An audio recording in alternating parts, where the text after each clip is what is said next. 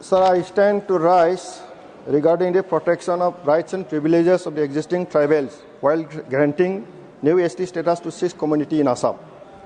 Sir, the Assam has been witnessing a situation of embarrassment amidst agitation demanding new status ST tribes by 6 communities and the fear of losing rights and privileges of the existing tribal communities in Assam since long time. The recent recommendation of the group of ministers constituted by the Assam government for granting new scheduled tribes for 6 communities in Assam has triggered apprehension among the tribals organization and students of that their rights and privileges are being destroyed. So the tribal organization and students community from different universities and colleges are out in the streets and staging demonstration seeking protection of their rights and privileges. The conflict of interest has led to an undesirable situation of polarization. One is hopeful and the another is in despair. This is because the existing Aboriginal tribals, sons of the soils, are already facing land alienation and rapidly becoming more and more marginalized. They have lost thousands of lives for the protection of their identity, culture, and to ensure their political rights.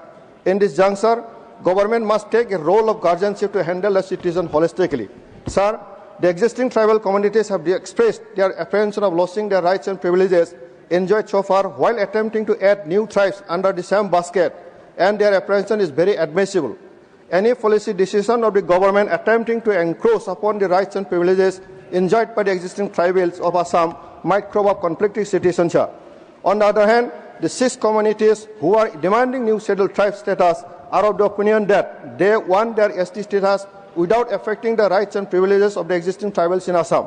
Under these circumstances, the government must take a practical and scientific approach to solve the sensitive issue in a timely manner, exploring maximum possibilities so that situations don't go out of hand. Further, it is noteworthy to say that the existing tribals of Assam are also affirmative towards the downtrodden communities to have their constitutional rights. They also must have enjoyed constitutional rights as they deserve.